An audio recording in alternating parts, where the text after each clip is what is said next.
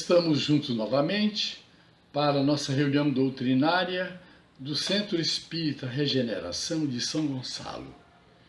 E hoje nós temos conosco para o nosso estudo Tânia Manhães, abordando o tema Emoções Positivas. Que possamos tirar muito proveito da exposição que ela vem trazendo com muito carinho para a nossa casa espírita. Boa tarde, companheiros. Eu sou a Tânia, lá da Casa Maria de Magdala, tia Taninha. E é uma alegria enorme estar aqui com vocês na tarde de hoje para conversar, como nossa companheira disse, sobre a doutrina espírita sempre à luz do Evangelho de Jesus. Nós tivemos a ideia de elaborar este estudo quando nos deparamos num congresso médico, no meio de todos aqueles livros técnicos complicados, um livro com o título Fé e Saúde. E não era um livro religioso, era um livro técnico, médico, escrito por um neurofisiologista da universidade, nada mais, nada menos, de Harvard, nos Estados Unidos, um dos grandes centros de cultura mundiais, o professor George Weiland.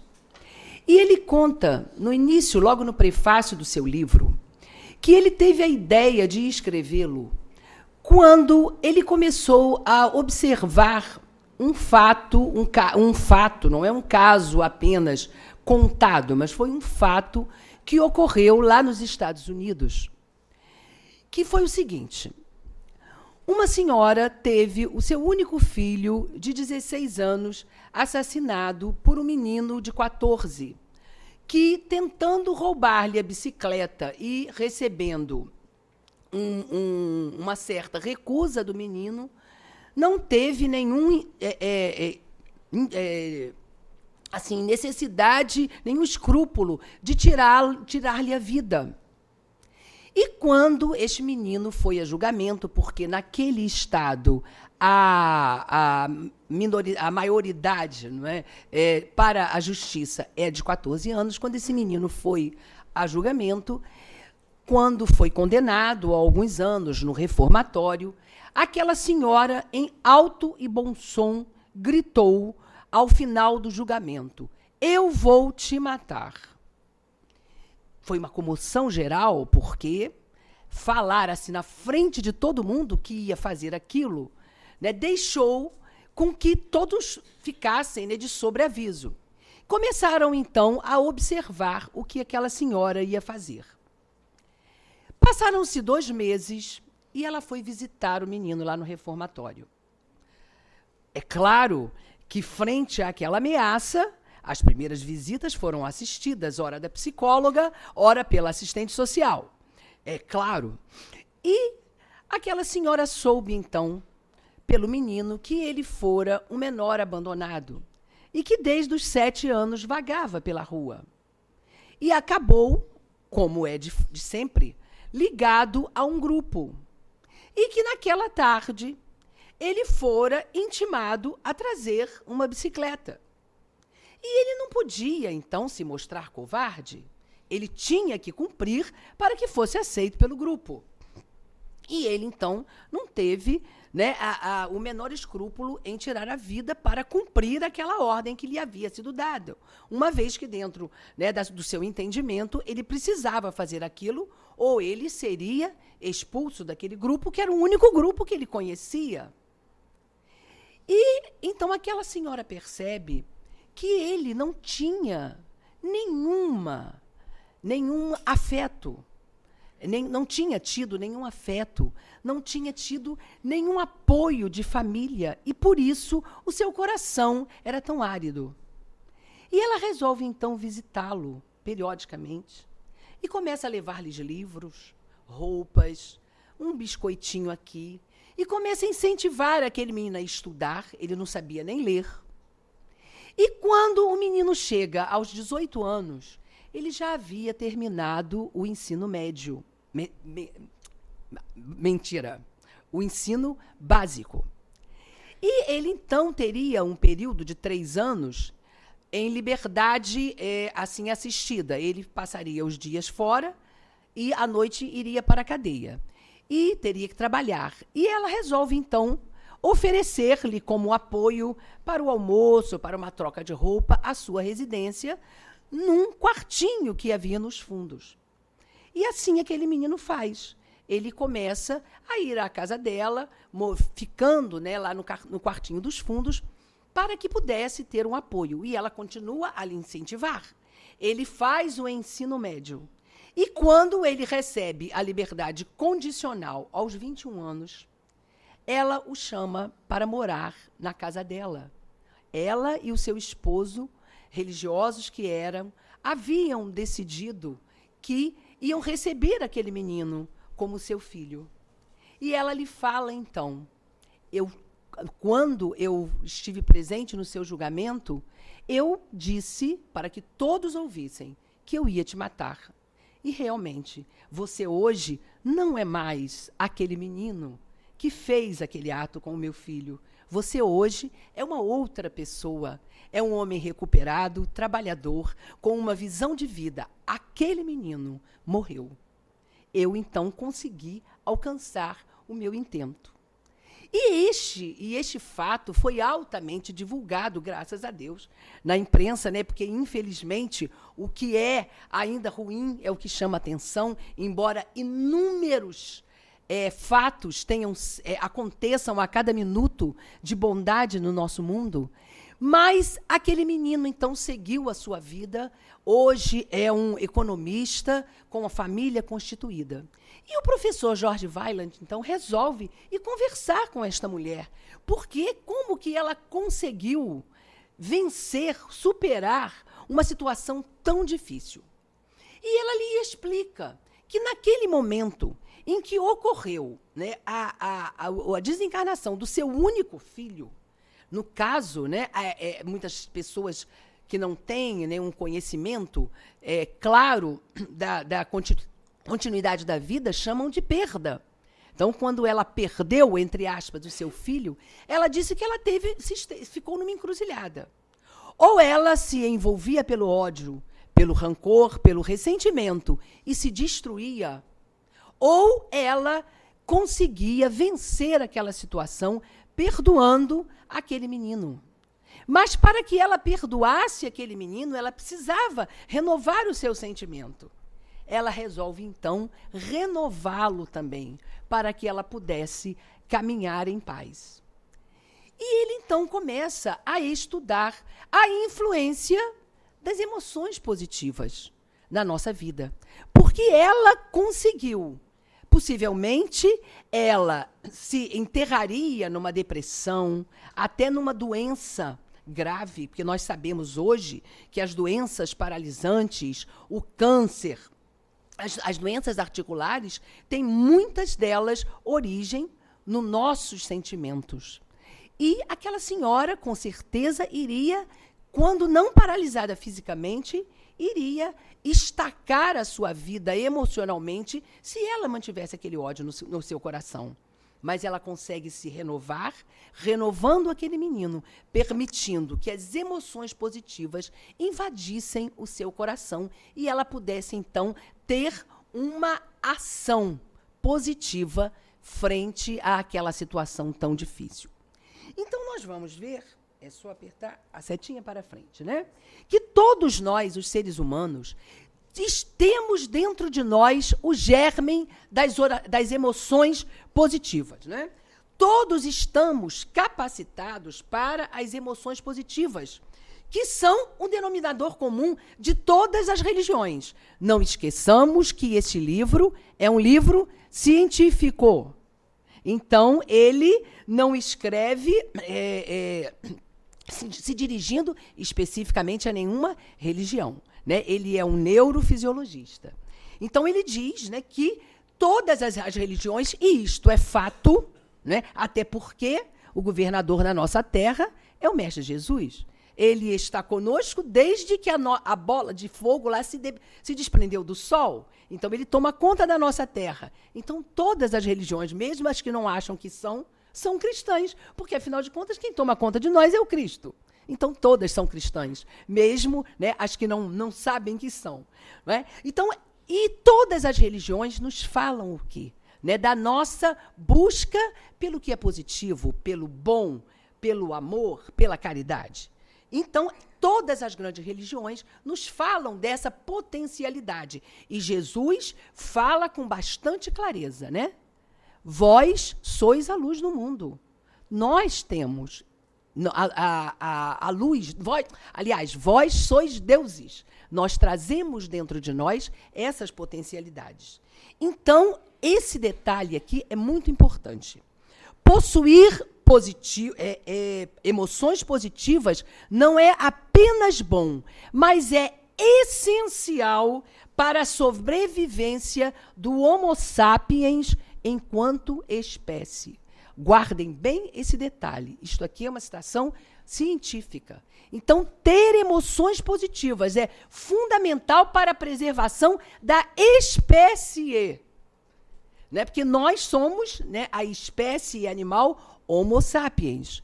Muitos de vocês devem se lembrar daqueles estudos que nós fazíamos lá na escola, né? Os peixes, batráquios, répteis, mamíferos, não é? E dos mamíferos, o mamífero superior, porque possui inteligência, nós, o Homo sapiens. Então, nós vamos ver que houve essa evolução. E ele diz que ter emoções positivas é fundamental para a sobrevivência da nossa espécie. Então, nós vamos ver que o que ele chama? Ele chama de espiritualidade, um amálgama, né? Amálgama é aquela mistura de metais, né? Antigamente, quem é mais antiguinho lembra, hoje tem essas resinas bacanas para fazer obturações, né? Mas antigamente era uma amálgama, né? Então, quem tinha um pouquinho mais de dinheiro, a amálgama tinha mais ouro, o outro tinha menos ouro, né? Mas a gente abria a boca e era aquele monte de metal, né? Uns mais douradinho, outros mais prateadinho. Hoje não, tem essas resinas bonitas, fica tudo branquinho, né? Mas ele chama de espiritualidade esse amálgama, essa mistura, esse entrosamento de emoções positivas que nos une aos outros seres vivos, outros seres humanos e à nossa experiência com o divino. Então, nós não podemos, né, amar a Deus sem amar ao próximo, né, porque a espiritualidade contém isso tudo. Tanto que Jesus, quando ele nos ensina a oração dominical, ele começa dizendo, Pai Nosso. Ele não diz meu Pai, ou só Pai. Só aí ele já está colocando o seu mandamento, amar a Deus sobre todas as coisas e ao próximo como a si mesmo. Né? Porque não se pode amar a Deus sem amar aos semelhantes. Né? Nós que somos pais daqui da terra, cheios de erros, né? Temos aquele ditado, quem meu filho beija, minha boca adoça. Então, se nós amamos aos filhos, o pai e a mãe, a gente passa, né? Às vezes na rua, passa a mão assim na cabecinha, a mãe fica logo sorridente. Então, Deus, né, vai ficar muito feliz conosco quando nós, não é? Tem uma mamãe ali, deve ser mamãe, está sorridente. E é isso, né? Vó ainda é pior, acha mais lindo ainda, né? O bichinho pode ser até feinho, mas a gente acha lindíssimo. Então, gente, é isso aí. Então, para nós amarmos ao Pai, precisamos amar aos nossos semelhantes. Então, isso é espiritualidade, é esse conjunto de sentimentos positivos que nos liga uns aos outros e nos liga a Deus. Gente, isso é ciência. Que lindo, não é? A ciência está chegando lá. Né? Então, que sentimentos são esses? Amor, alegria, fé, perdão, esperança, compaixão. Né? Reverência, gratidão. Então, nós vamos ver por que as emoções positivas são fundamentais para a nossa sobrevivência enquanto seres humanos. Nós precisávamos das emoções negativas numa determinada época da nossa evolução. Né? As emoções negativas, né? Assim, a reação, está ligada ao nosso instinto de sobrevivência e se relacionam apenas com o indivíduo. Nós precisávamos dessas emoções lá na época primitiva, quando nós tínhamos que correr do leão ou do tigre. Porque o que acontecia quando aparecia o leão? Nós, que já tínhamos inteligência, seres humanos, precisávamos ou fugir, ou quando era um animal que dava para enfrentar, ou enfrentar. né? Quando não era um leão nem um tigre, era, sei lá, algum outro animal. Mas os animais maiores, ó, era pernas para que te quero. E para você correr, você precisa de quê? De músculo forte, né? E do seu coração batendo, espalhando sangue. Então era isso, por isso você precisa do coração acelerar. Então precisa do seu metabolismo funcionando bem, da sua musculatura firme e, né, bombeando sangue. Então o que acontece, né, quando a gente tem assim, um impacto?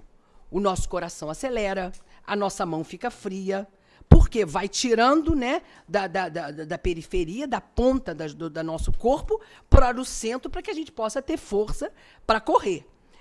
Mas o que acontece? O que acontecia, até acontece quando a gente é defrontado com uma situação de medo ou de raiva, a gente não reage assim?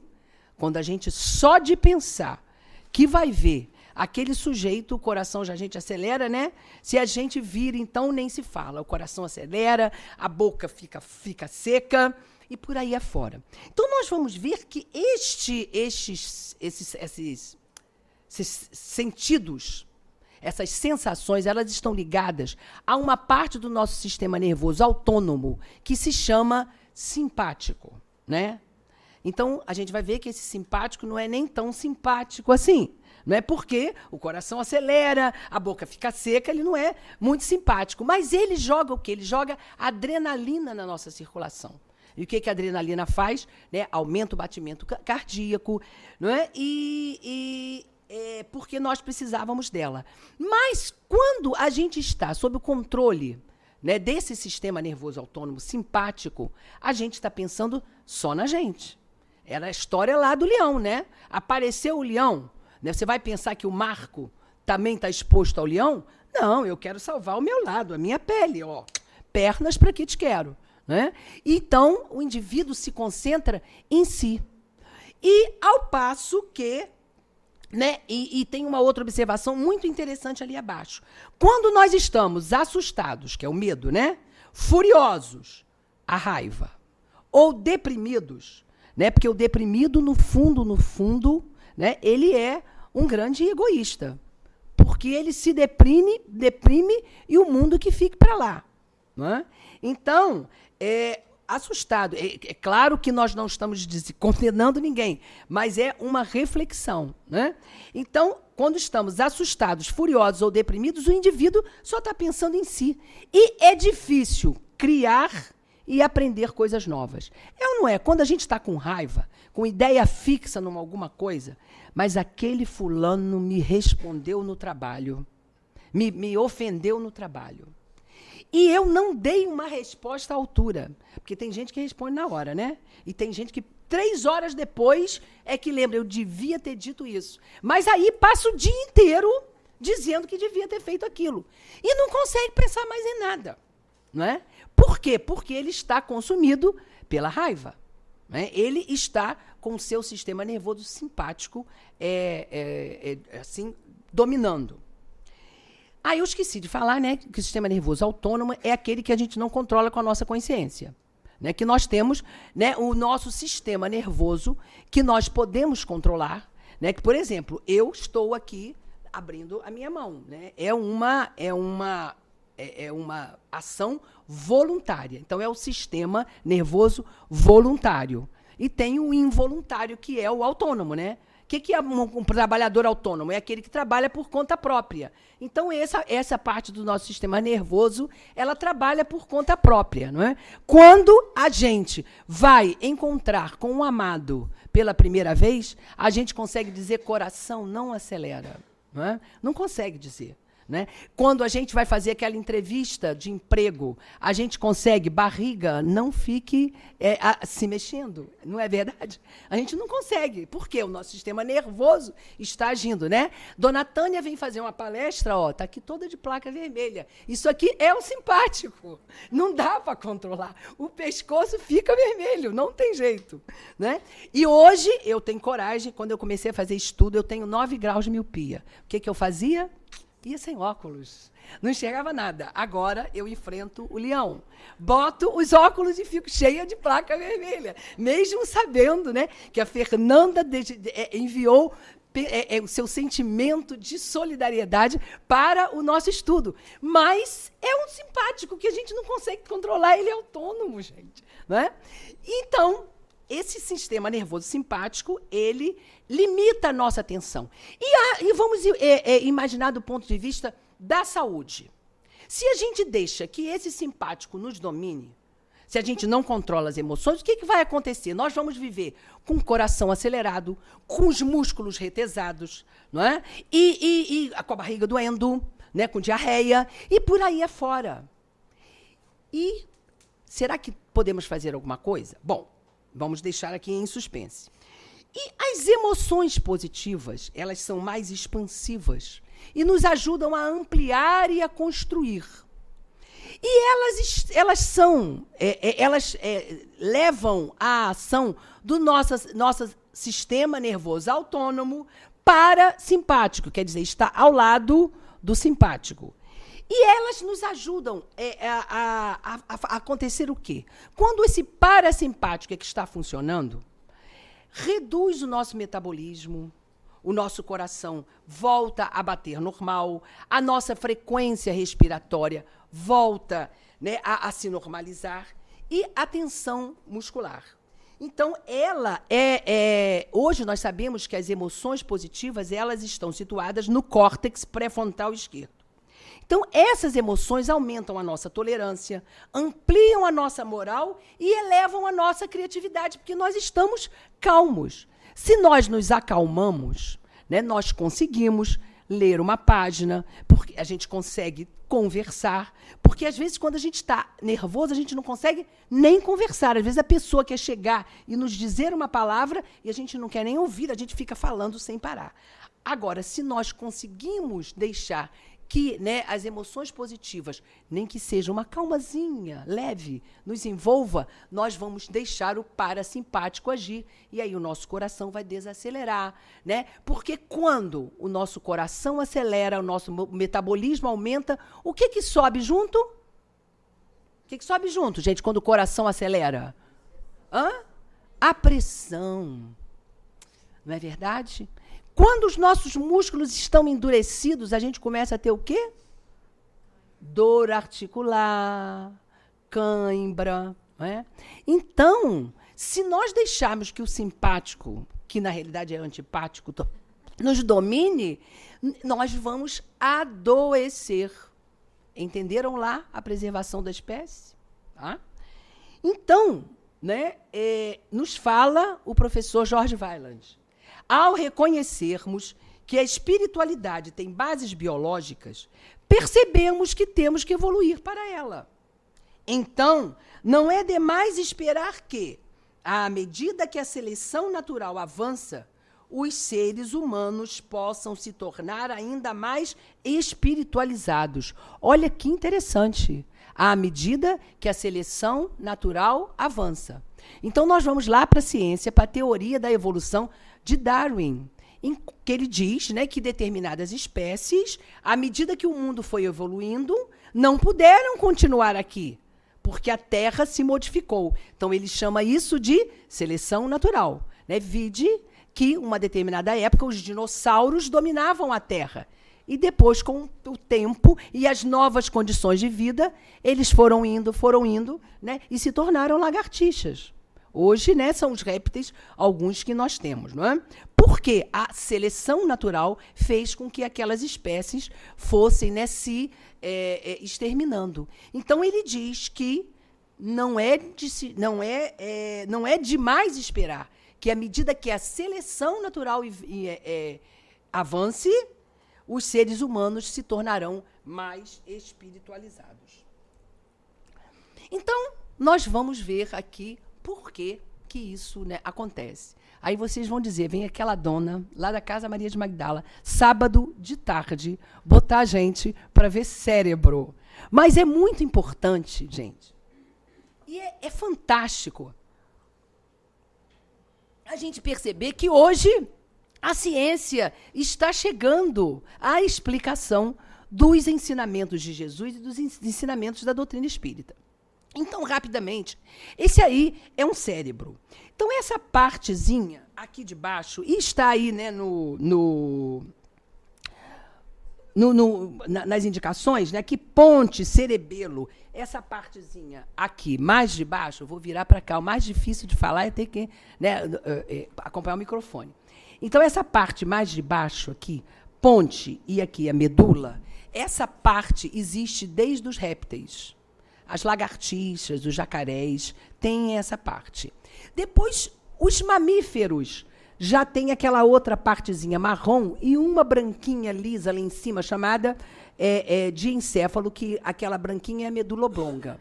E os mamíferos superiores já têm aquela partezinha enrugadinha, né, que é o prosencéfalo, né, lá em cima, que já é dos mamíferos superiores. Né? Então, essa parte, essas são as partes do nosso cérebro.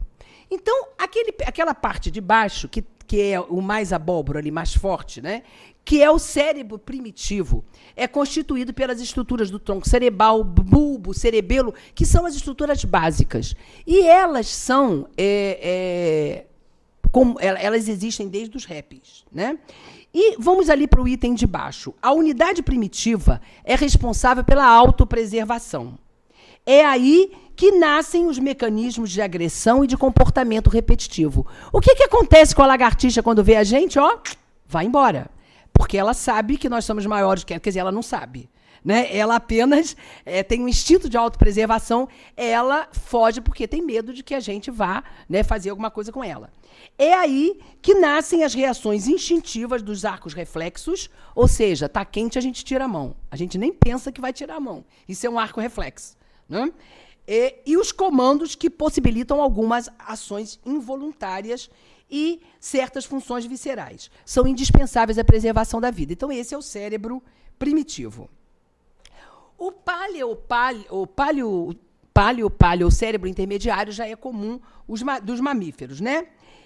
Eu vou já passar para o terceiro item ali embaixo, né? Aqui se desenvolvem funções afetivas, como que induz as fêmeas a cuidarem atentamente das suas crias, que o mamífero já faz isso, né? O lagartixa, o jacaré, a tartaruguinha é tão bonitinha, né? Eu acho que já deve ser um réptil superior. Né? Não deve ser um réptil, já deve ser um réptil mais lá, né? Lá na frente, né? Porque a gente imagina a tartaruga tomando conta do filho, mas não toma, não. Não é verdade? Então, o mamífero é que faz isso. Porque ele já tem essa parte do cérebro ali, que já tem uma parte de função afetiva. Né? Então, é aqui que se desenvolvem as funções afetivas, como é que induz as fêmeas a cuidarem atentamente das suas crias, ou que provoque ou promove a tendência desses animais a terem comportamentos lúdicos, a brincar. Né? Eles já os mamíferos já têm um senso, né, de comunidade. Nós vamos ver daqui a pouco por quê. Né? Emoções e sentimentos como ira, pavor, amor, ódio, são originadas nesse sistema límbico, que era aquela parte branquinha anterior ali, não é? E esse sistema também é responsável por alguns aspectos da identidade pessoal e por importantes funções ligadas à memória. E o neopáleo, que é o cérebro superior, é comum aos novos mamíferos. Né? É uma rede complexa de células nervosas altamente diferenciadas, capazes de produzir uma linguagem simbólica, e assim permitindo ao homem desenvolver tarefas intelectuais como leitura, escrita e cálculo matemático. O neopáleo é o gerador de ideias. Ele é a mãe da invenção e pai do pensamento abstrato. Então, o homem consegue, né, imaginar as coisas porque ele tem esse cérebro mais desenvolvido. E nós vamos ver que, à medida que o cérebro vai se desenvolvendo, isso aí já é um corte de uma peça anatômica, né? Não é mais um desenho. Então, a gente vê, né, que aquela partezinha de cima, os homens primitivos, eles têm menos aquelas entradazinhas, né, que, na realidade, são chamadas de circunvoluções. Tem que falar devagar, né, porque é uma palavra, né, enrolada. Circunvoluções. Então, o homem, à medida que está avançando, ele está tendo mais circunvoluções. Ou seja, porque ele está tendo mais condições de botar os neurônios para funcionar. Né? E aqui é o encontro, né, de um neurônio. A gente vê, é uma estrela mesmo. Né? eles se encontram e passam a informação um para o outro através desse sistema químico-elétrico que acontece no nosso cérebro, né? Então, hoje, a ciência já chegou à conclusão de que os homens que desenvolvem emoções positivas estão desenvolvendo o cérebro frontal anterior. Essa parte aqui, que é aquelazinha, né, aqui de frente. Esse corte é assim. Né? Então, o cérebro frontal anterior é essa parte de cá. E os homens, à medida que estão evoluindo, estão tendo essa parte anterior desenvolvida. Hoje já se sabe isso. Comparando com cérebros dos nossos antepassados, esse cérebro tinha essa parte menor. À medida que estão evoluindo, está essa parte se desenvolvendo. E estudos de ressonância magnética mostram, ressonância magnética, agora tem uma outra, né, que é PET scan, que é um exame ainda mais avançado, que mostram que quando o indivíduo tem uma emoção positiva, o contraste, né, exame com contraste, o contraste se concentra nessa região do cérebro frontal anterior. Então, são muito interessantes essas experiências, porque experiência não são pesquisas, né? São feitas, que a experiência parece que é uma coisa, estou fazendo uma experiência e tal. Não, é pesquisa mesmo, científica, feitas por ateus. E essas pesquisas são feitas, inclusive, aqui no Brasil. Tem um grupo que faz no Rio de Janeiro, em São Paulo, em Porto Alegre. Então, coloca o indivíduo frente a emoções positivas, a emoções, ou induz o indivíduo a fazer alguma coisa de bom, né? Botam o indivíduo, solicitam para que ele faça uma oração, e aí faz a ressonância magnética imediatamente após. E vê, então, que está realmente concentrado o contraste no cérebro frontal anterior. Então, as emoções positivas, elas fazem com que estes neurônios se desenvolvam. Não é? Nós sabemos por que os atletas eles fazem musculação? Para desenvolverem os músculos. Músculo parado, ele murcha, não é? Então, o nosso cérebro, os nossos neurônios, todas as nossas células são assim. Então, os nossos neurônios da região frontal anterior vão se desenvolver à medida que nós nos disciplinarmos para as emoções positivas. Nós exercitarmos as emoções positivas, nós vamos botar os nossos neurônios do cérebro frontal anterior para funcionar, e aí ele vai se desenvolver. Né? É como se fosse uma musculação dos neurônios, né? Dos neurônios com as emoções positivas. E estão nesse livro essas citações. Olha que interessante. O cérebro não estará alinhado a menos que a ciência e a paixão se deem as mãos. Paixão no sentido, né, de amor. Olha que interessante, isso é um livro científico.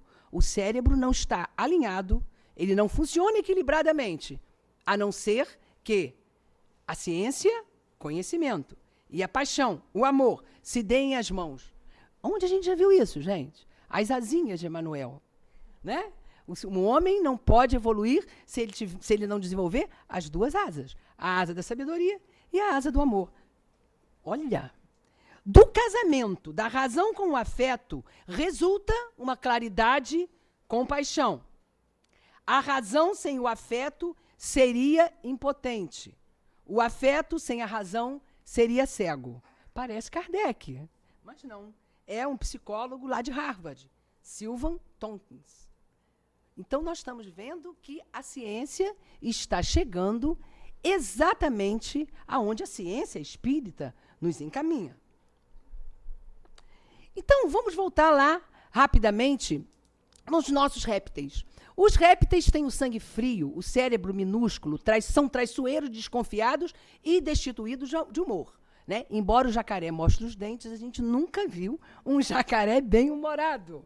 Né? É porque os répteis eles têm apenas um instinto de preservação. Não é? Tanto que eles têm até aquele mimetismo, né, que fica da cor da árvore para que a gente não perceba, né? A lagartixa fica da cor da parede. Né?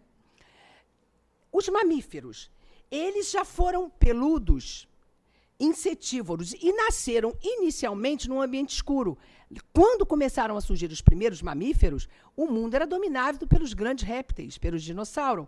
Quando começaram a surgir os primeiros mamíferos, possivelmente antecedentes dos nossos morcegos. Então, eles nasceram dentro das cavernas. Né? E aí, eles começaram a ter uma seleção natural daqueles que conseguiram se adaptar à luz. E por causa de terem nascido em cavernas, começaram a desenvolver o olfato, né, e a audição, que precisava ouvir quem que entrava na caverna para poderem se defender. Né? E vocês viram, gente, eu achei isso tão lindo, que o cérebro do mamífero, ele, embora não tenha aquelas circunvoluções, ele é bem maior do que o do réptil. O do réptil é só aquela partezinha de baixo. Né? Então, para que ele nascesse e atravessasse o canal vaginal, ele precisava nascer mais cedo, porque o seu cérebro é maior. Se desenvolvesse muito dentro, né, do ventre materno, como que ele ia sair? Então, eles acabaram, os mamíferos, nascendo um pouco mais cedo. Nascendo um pouco mais cedo, nasceram mais dependentes. E aí, a mãe começou a ter que tomar conta da sua cria. E aí começou a haver, né, o amor da fêmea pela sua cria. E o resto da comunidade, vendo aquela situação, os outros começaram a proteger a mãe e a sua cria. E aí começou o senso de comunidade. Tudo isso porque o cérebro cresceu. Né? Fantástico, né? É muito lindo isso. E aí chegou um momento em que o mamífero começou a se comunicar, né? Os nossos antepassados, o homem primitivo. E nos diz André Luiz, em Evolução em Dois Mundos, que no momento que começou a se comunicar e a perceber que ele podia influenciar o outro e a sua comunidade, começou o senso de responsabilidade. Então, o que trouxe a criatura humana, o senso de responsabilidade, foi a palavra. Não é à toa que hoje a Fernanda leu sobre a língua. Porque, né, foi a palavra que nos deu, né, a responsabilidade perante a vida.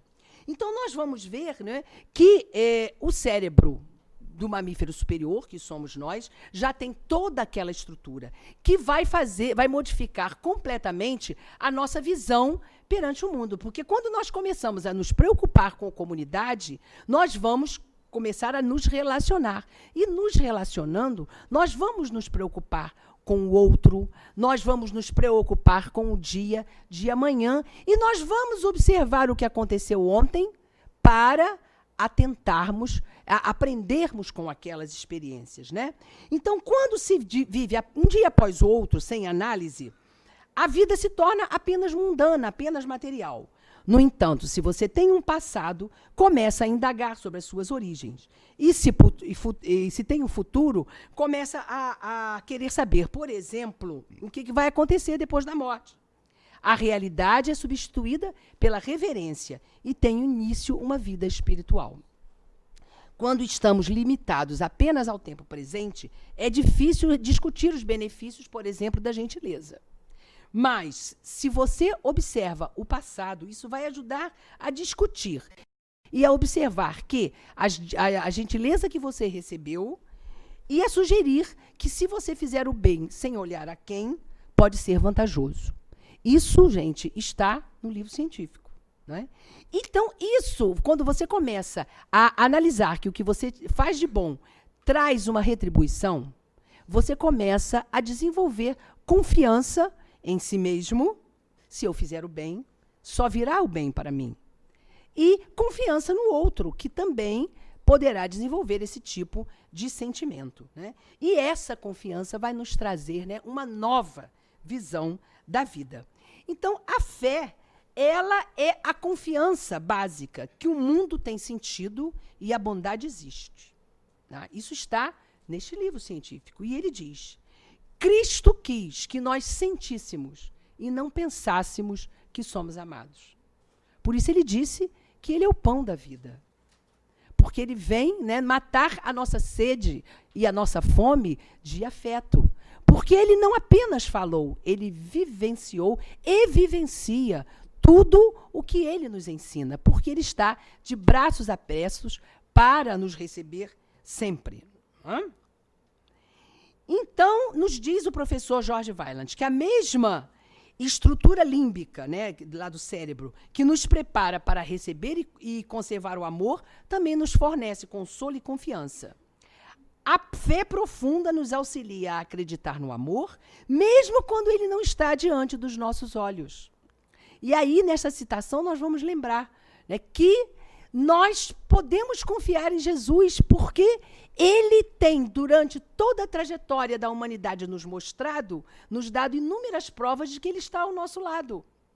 Como, por exemplo, nós lemos certa vez que Tomé, ele tinha que acreditar, ele precisou ver para crer. Mas se ele refletisse, se ele tivesse uma fé verdadeira, ele ia perceber. Se Jesus curou leprosos, deu luz aos olhos dos cegos, se ele até fez a ressurreição de Lázaro, como que ele não poderia aparecer no terceiro dia, né, ressuscitado, ou seja, se mostrar em espírito, se ele sempre teve toda essa grandeza? Então, a fé nos propicia, e está lá na epístola de Paulo, Hebreus, né? A fé é a certeza daquilo que nós não conhecemos através daquilo que conhecemos. Então, se nós vemos a perfeição da natureza, nós vamos ver que vamos descobrir muitas outras coisas que os nossos olhos não alcançam hoje, mas que com certeza existem.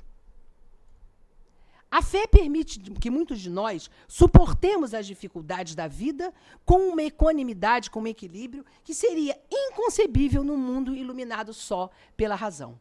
É aquela questão da asa, né, que nós falamos ainda há pouco. Os recursos pessoais adquiridos durante os estados emocionais positivos de fé e iluminação interior podem ser duradouros. Uma visão mais ampla e misericordiosa do mundo permanece depois que passa a intensa experiência mística. Nossa fé, então, torna-se um reservatório perene de emoção positiva que pode ser aproveitada em momentos de crise. Quando nós estamos aqui, nós estamos nos reabastecendo. E quando vivemos uma situação difícil na nossa vida lá fora, a gente vem aquela vontade de dar aquela resposta. Mas aí a gente lembra da página de abertura da língua, que é um fogo, e aí a gente freia. Mesmo que a emoção ainda venha, né, o coração acelere, às vezes a gente não consegue controlar o simpático, e aí acelera o coração, mas a gente já consegue, com o sistema voluntário, não falar. Né? Então, é o aprendizado. E depois a gente é invadido por uma sensação, né, de satisfação, conseguir calar.